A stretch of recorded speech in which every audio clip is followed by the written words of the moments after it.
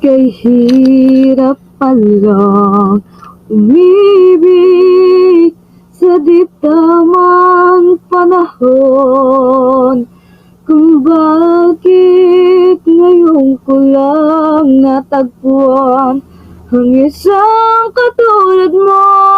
Sana noon pa kita nakilala. Sana noon pala nung ang puso ay malaya pa magmahal. Bukas na lang kita mamahalin.